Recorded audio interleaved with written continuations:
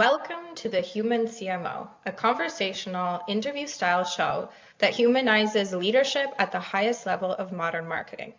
I'm Natalia Arkuszewska, a marketing leader, consultant, and the host of the Human CMO. I've spent over a decade helping brands and CMOs navigate growth, pressure, and strategy, and now I'm focused on creating honest conversations about what leadership really looks like behind the title. Today's conversation is a little bit different because John isn't a CMO himself. He's the person helping tech startups find them, evaluate them, and sometimes decide whether they're the right fit at all.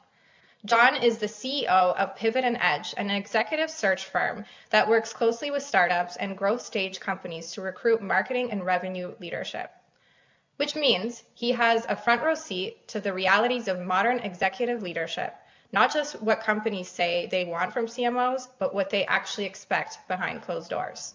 And what makes this conversation interesting is that John sits in the middle of it all. Founders under pressure to grow, boards demanding results, and marketing leaders trying to navigate impossible expectations in a rapidly changing landscape. So today, we're pulling back the curtain a little bit and talking about hiring, leadership, pressure, emotional patterns, career signals, AI, and what separates the CMOs who thrive from the ones who quietly burn out. John, welcome to the Human CMO. I appreciate being here. Thanks for having me. All right. So my first question, as always, is where are you dialing in from and what are we toasting with today? So I'm dialing in from Ottawa, Ontario, Canada.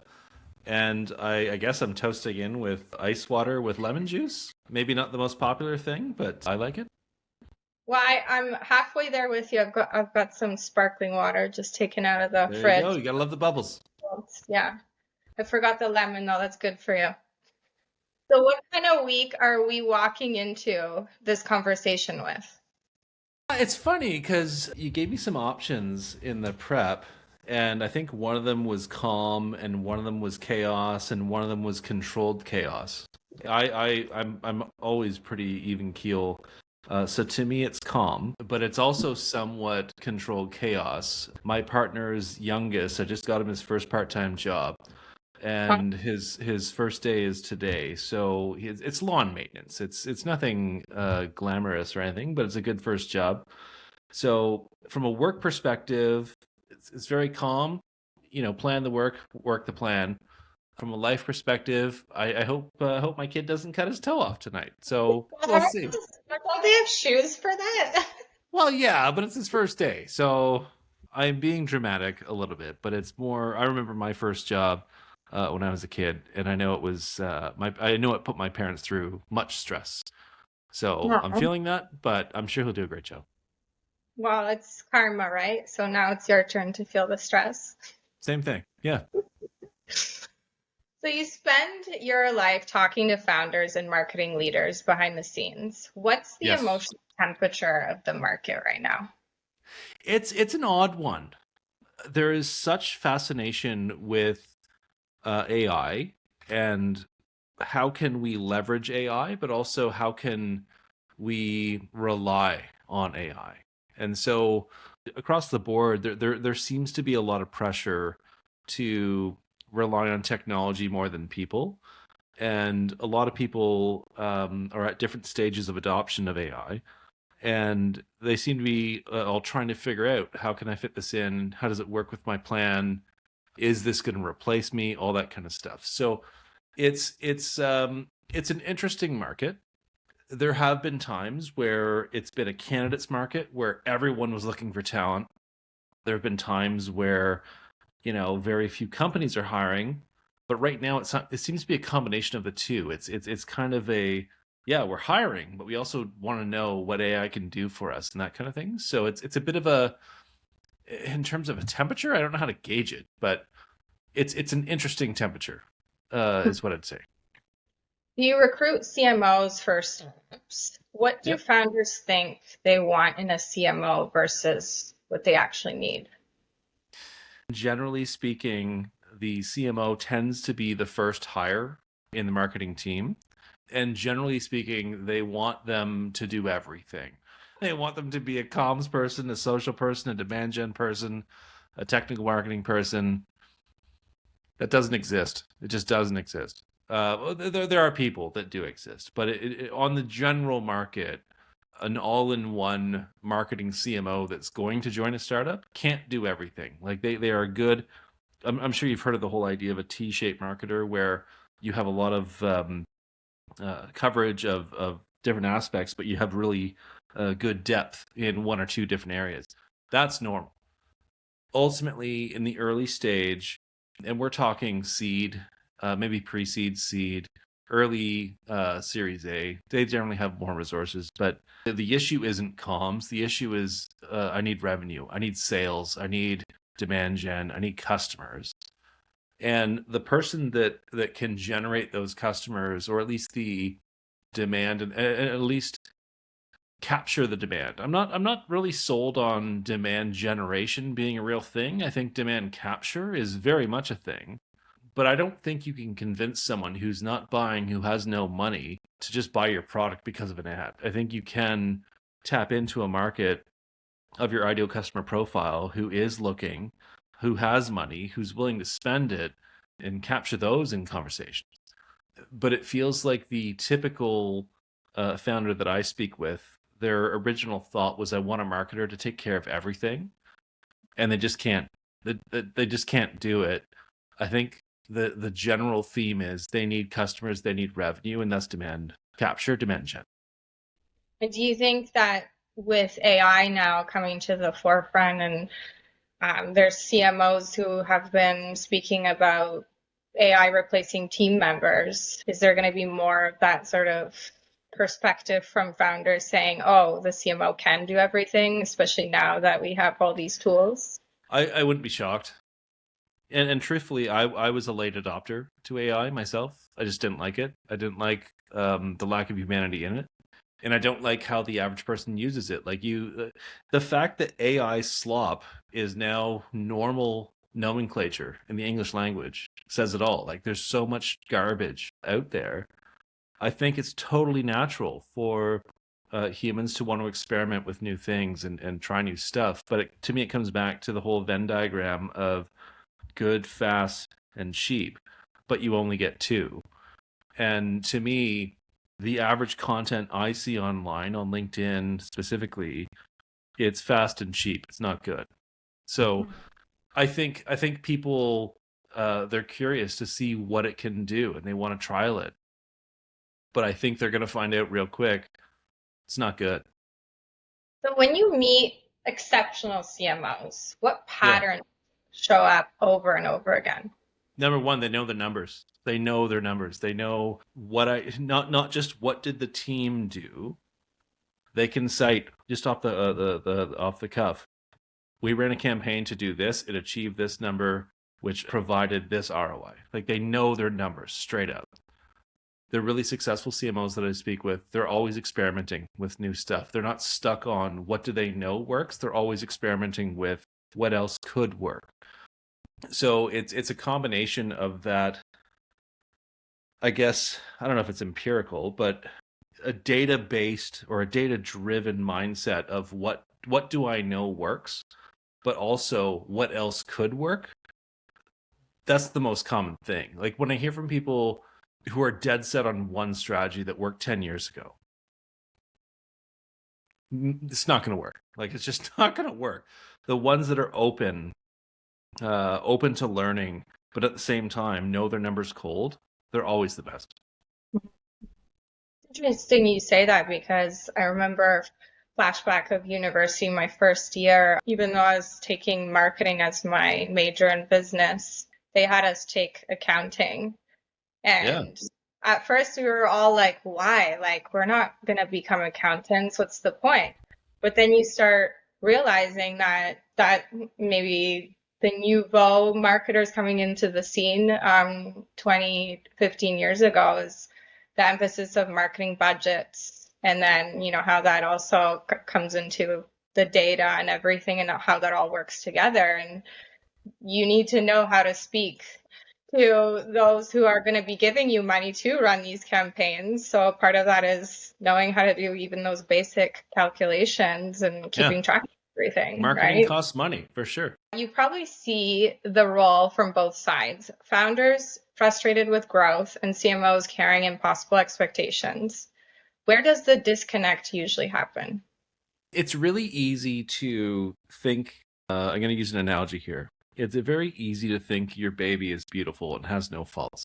And it's not surprising. Like when you're building something, you've put so much time into it. This is your passion, all that kind of stuff. Sometimes it's kind of easy to ignore the faults and that kind of stuff. I think the biggest area where the gap exists is between the what do I think the business is worth and how much value do I think we provide versus what does the market actually think we provide and is willing to pay for. So, you see some of these evaluations when they get funding, $100 million this, $10 million that, and within 2 years they're bankrupt. Like it's a scenario where I think having some consistent revenue growth in the early days is really important for every business. But don't let it get to your head and think you're worth 100 times more than you are. And if you operate like you're a $1 billion company when you're $1 million company, you're going to go bankrupt real quick unless you can build those customers up. So there's a nice balance between being aggressive and being confident and being ambitious, but also being humble enough to understand where you are today. And not every company doubles sales every month. They just don't. Like you have to build the market. You have to have a product that people want that they'll continue paying for, so on and so forth.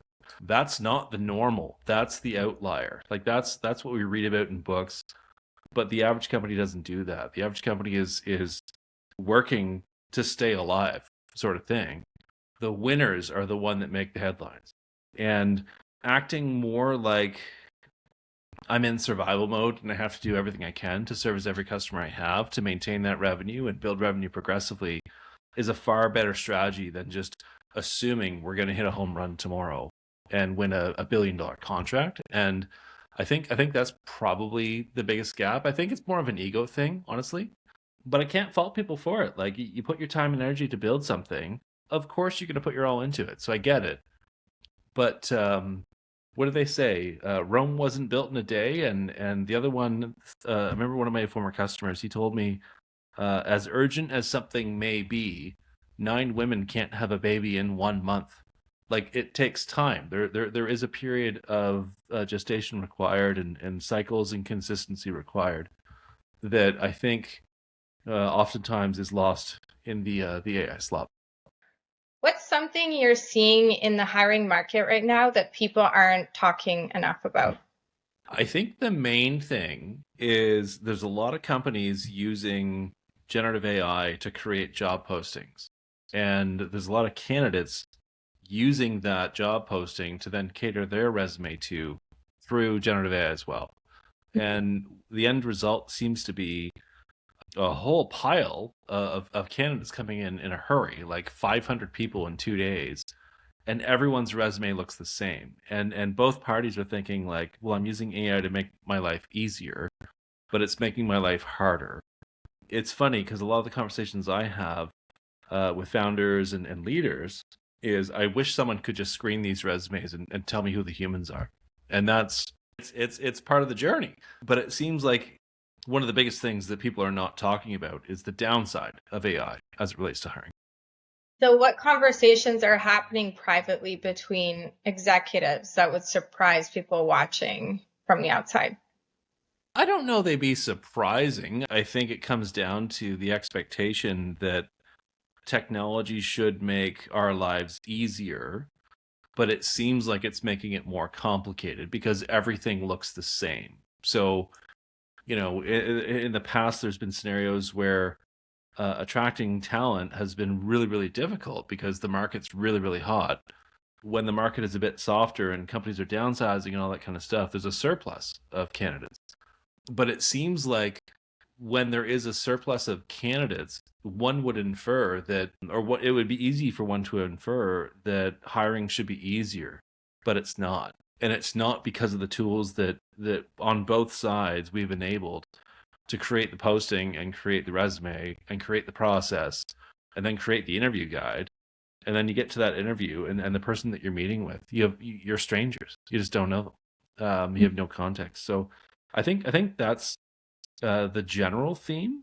Certainly, with the legislative changes about salary being visible in postings and stuff, that's impacted certain states and provinces, but it's not really a big deal. Like, we knew it was coming. But I think the biggest thing is, I think we all assumed that hiring would get easier, and it hasn't.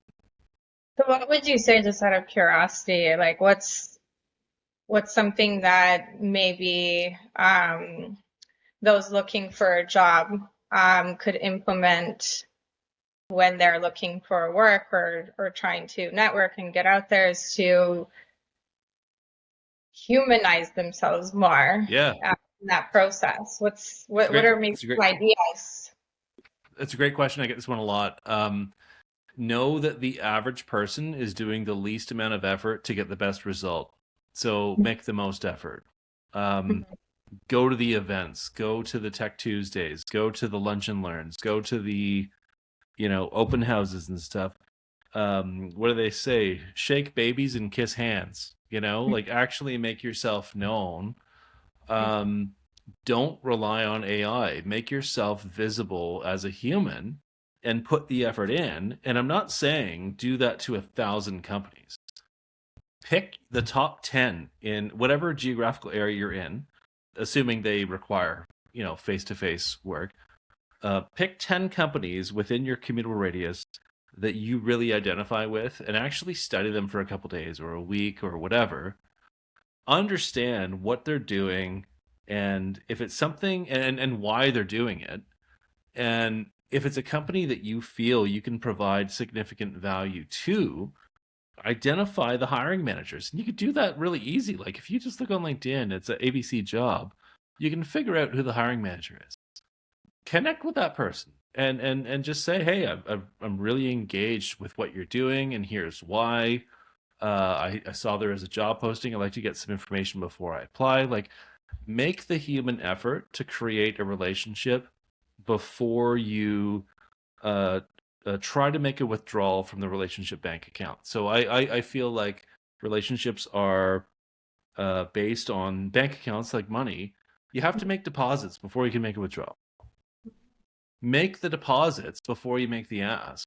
And know that that hiring manager is probably sitting behind a desk of 500 resumes and an HR person who's freaked out and stressed out and buried under 3,000 resumes. Make an effort to make a personal relationship. Avoid the AI stuff, because, I get hit with AI stuff all the time. And you know it's AI. It's all the same pattern. It's all terrible. But you can tell when someone is genuinely interacting as a person. And do that. Make the effort, because 99% of the candidate population is not making the effort. And it's really easy to stand out if you do. Just to what you're saying is, I think even those people that might not necessarily match, every sort of skill set that is required for that position, even when you have that relationship, that can overcome what's the word I'm looking for? It could be for future The opportunities, lack for of, sure. right? And maybe just you showing that potential and that human side of you is what's going to get you through the door, not necessarily having everything that ticked off on your resume to match exactly what the company is looking for on paper. Yeah. There is no such thing as a perfect match, but there is such thing as building a human relationship. And maybe today is not the right day, but tomorrow may be.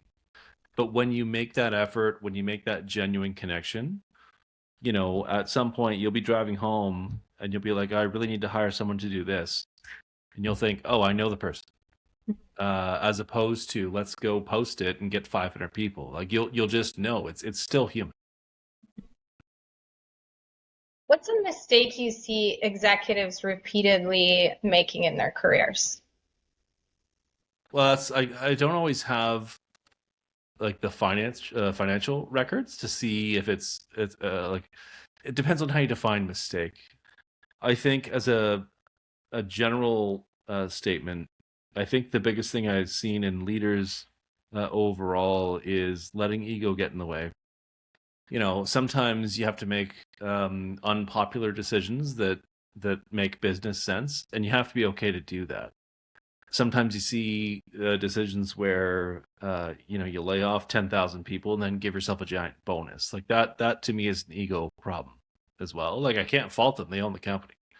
But I think it's really easy to fall in love with your own story and feel you're very important, but it's also very lonely at the top. You have to deliver on that story if you want your story to be credible. And sometimes you see, like we've seen the Forbes list, where I think 4 of the past 5 or whatever top leaders are now in jail. They believed in their story, but they were frauding people. That's not good. But I think there's a fine line between promoting your story and believing in your story versus believing in something that's not true. So I think being realistic or humble has a key role there. I don't know if it's a mistake, but I think keeping in mind that high tides raise all boats, and you can't do it yourself. You need your people behind you to make you successful. I do see some, at least online, I do see some kind of making the business about themselves as opposed to the team, and that's generally not going to work. His team members want to feel like they're part of Yeah, of something course. and not just Well, and serving. the team drives 99% of it. Like, Exactly. without the team, you're nothing. But Yeah. when you parade around like it's all you and not the team, that's dangerous. So, what does this level of leadership quietly cost people personally, do you think? A lot of sleep. Oh, so we're still in that craze of like no sleep and just work all the time? Nine. No, I've seen, what is that? It's out of Asia somewhere. It's like the 996 or something, Mhm. where like you work 9 hours a day from 9 to 9, 6 days a week or something like that. I've not heard of this. I think I could be wrong. I think it's the 996, but I think realistically, and this is where my life has changed. Like, I have a family now, and I enjoy my weekends. I enjoy being able to go outside after 5 and cut the grass and help my partner in the garden and stuff. The whole hustle culture thing is still important. Like, you want to succeed, but I think, at least for me, the whole work life balance thing is more important than it was 10 years ago. And maybe it's because I have gray in my beard now. I don't know. I'm older. I'd like to think I'm wiser. I don't know, but I think a lot of these fads are just fads. Like, there are fads online right now about men doing looks maxing, which involves hitting themselves in the face with a hammer. And I'm thinking, just to build up more bone mass in their jawline. And I'm thinking to myself, what has gone wrong with humanity, where we now think it's a good idea to hit ourselves in the face with a hammer to build thicker jawlines? So there's always a fad. There's always something. But I think from a leadership perspective, I think you can't drink from an empty cup. So make sure your cup's full, or at least half full, or 3/4 full, and know that you're not doing it for you, you're doing it for them. And to do that, you need to be present. You need to be on your game. You don't have to be 100%. You could be 80%. That's fine. Everyone has life stuff. But you can't, what do they say? You can go fast by yourself or go long with everybody else. Something like that. You need people to be successful. So all the stuff online about the solo journey and stuff, can't argue it, but I'd rather go with the team. I think you may have answered this question, but let's go for it anyways. Has speaking with so many executives changed how you think about success? Yeah, yeah, absolutely. Over the years, when I was younger, success was about money. It was just about money. And this is my second time running, I guess, running the ship, so to speak.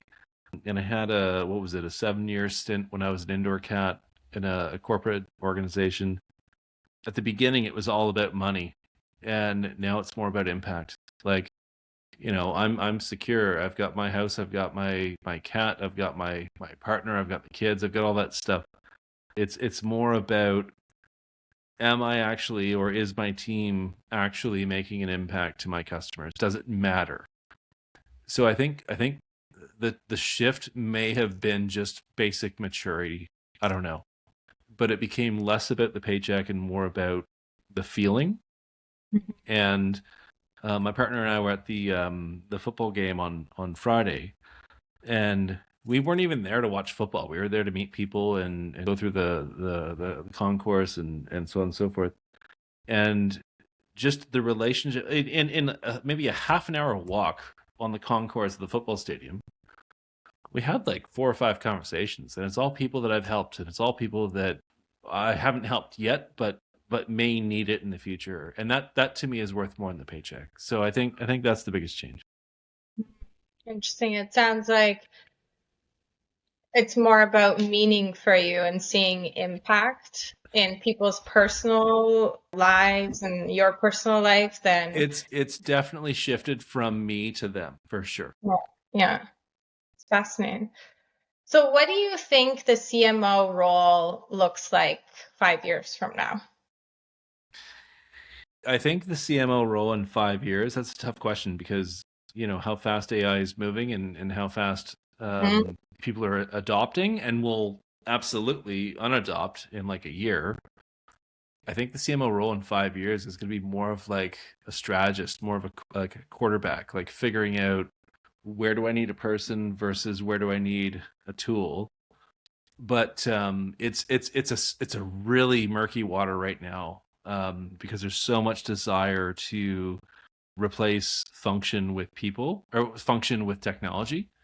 But I think the CMO in 5 years is going to have an understanding of what they're fighting against, along with what they're fighting with. So that's AI. AI is not going anywhere. One of my former CEOs, he said to me many times, John, you can't fight gravity. AI is gravity. Like it's here. It's not going anywhere. It's here for now. Maybe in 10 years or 5 years, it looks different. But, future marketing leaders need to understand AI, where it's best, where it's not best, how to implement, what to look for, how to measure it, all that stuff.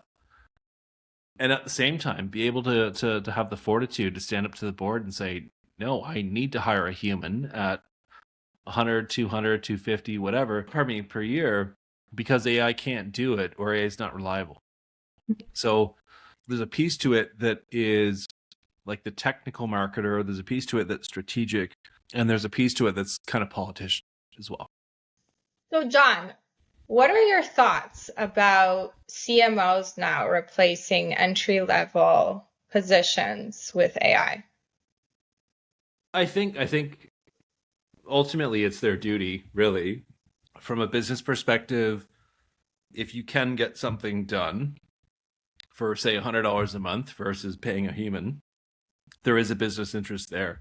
I think the gap here is that, if you eliminate the entry level roles, how is one to develop into an intermediate or a senior or a skilled person in that field? So there is a balancing act to it as it relates to the, I guess, purely administrative tasks associated with entry level marketing roles. That's just evolution. That's like when Excel spreadsheets were came into fruition for accountants. That didn't destroy the accounting world; it Mhm. made them better. So I think, especially with the way that students are studying as well, like students are using AI to complete their assignments. Students are using AI for their job applications. Like students are at this point generally AI native, so they already know what they're dealing with. So I think if anything, it's just one of those pivots in history where you can go left, you can go right. The whole world is going right, so you might as well learn how to go right. There will be a tough period for sure. Like I would really hate to be coming out of university right now. Mhm. Like just the uncertainty in the market. But I think I think that will rebound. I think companies will realize they do need people behind the screen and not just the AI. But you also need to create opportunities to develop the people. So I think at the business level, if I can hire someone to do it for $100 a month, or I can hire someone to do it for $5,000 a month, I'm going $100 a month. That's just math. But when I need someone who can actually critically think and, do more later, you're going to have to pay more. Because if we go through a period of time where there's like 3 or 4 years of no new grads getting actual jobs that require critical thinking, when we need people in 5 years that can actually do it, we don't have them. So you're gonna pay more. So I think there's a balance. I think, to me, it should be. I keep seeing the whole quote AI native, must be an AI native. Personally, I disagree with that. I think AI should be a skill set. It shouldn't be a first thought, just in terms of practicality of how you apply it. But I'm just one person. It's just my opinion. But I think I'm glad I'm old. Got my job, my first job, shaking hands and kissing babies. Like, it was that was it. Now, walking into the job market as a new grad, it's got to be real tough. Yeah, I definitely appreciate that. I came into the job market when social media just started out of the gate. So, we were all learning at the same time to use that and then supporting businesses using those tools. But to your point, like where do those skills come from if we're not practicing? It's like the whole concept of building muscles, going to the gym, your muscles Yeah. aren't gonna Well, come out even of if you nowhere, look, right? You have to like start with the lower weights and build your way up, and then you yeah, get that body that you want. So it's it's always it's you always like have to invest in something to have return in the long term. it's no different. My youngest, or my partner's youngest, he's soon to be 15. He's expressed interest in getting into the skilled trades, which I think is fantastic. But even that, apprenticeships take 4 or 5 years before you can even get your license or whatever. The Yeah. reason being is you got to learn stuff. You got to have the experience. You got to do the hard work. You got to work in the rain. You got to twist the bolts and get on the roofs and whatever the trade is.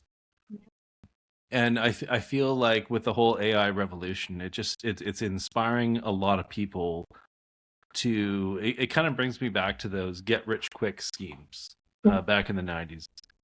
What I hope, and what I fear and what I hope for is the whole. I hope that we still maintain work ethic and not just seek the easiest path. So what do you get to be when you're not recruiting executives? Family man, I'm so boring. Family man, I do meal prep. Boring. Most of us are No, like I could say mountain climber, marathon runner, motorcycle jumper. No, I've got hobbies, but I choose to spend my time with my family, and I do a lot of outdoor stuff with my partner. I do a lot of meal prep. I used to cycle a lot, but I've had some injuries, so I haven't gained the confidence back to get back on the bike. But I'm a very simple, boring man, but I love my family. I think that's very special. So good for you. There we go. What's bringing you energy outside of work right now? So this is going to sound so stupid, but you asked about hobbies, and this ties into it. I'm an unapologetic fan of professional wrestling, and there's a character plot by the name of the candidate's name is not the candidate. The character's name is Danhausen, and I have been on Danhausen for 5 years. He actually, my team bought me a cameo from him for my birthday, like 4 years ago or 3 years ago. He's in essence a vampire style of comical character. If Conan O'Brien, the comedian, was embodied by a demon, this is what the character would be. And the guy, Danhausen, is like 5'7", maybe a buck 60. But he parades around as 6'7", well over 300, and he's just pure entertainment. He is just he can wrestle. He can go, but he's there to entertain people, and I just love him. And Erin, my partner, even on Friday night, I was falling asleep on the couch trying to watch the show, and every time Danhausen came on the screen, she's waking me up, and I'd watch it, I'd laugh, I'd fall back asleep. So it's just one of those things where, everyone has their favorite show, everyone has their favorite team, concert, band, whatever. But what brings me a lot of joy when I'm not working is just the dumb, simple stuff. And I've been a fan of wrestling for years. All right, that's a wrap. Thank you so much, John, for getting real with me today. Of course, always a pleasure.